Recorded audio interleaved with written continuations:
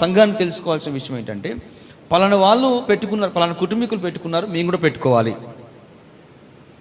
పలానా వాళ్ళు భోజనం చేస్తారు, మేము కూడా చేయాలి.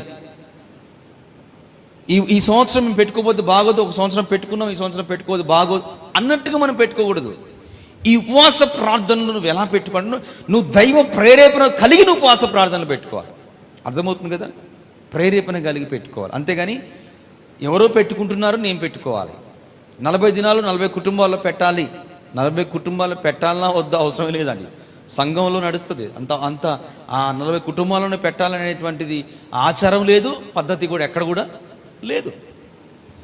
కాబట్టి మీరు ఒకవేళ కుటుంబ ప్రార్థన, శిలువ ధ్యాన కూడికలు నీ కుటుంబ పక్షమున సంఘములోను ఏర్పాటు చేసుకోవాలి అనుకుంటే, అది మాత్రం ఖచ్చితంగా నువ్వు దైవ ప్రేరేపణతో మాత్రమే నువ్వు ముందుకు రావాలి. నువ్వు దేవుని యొక్క ఆ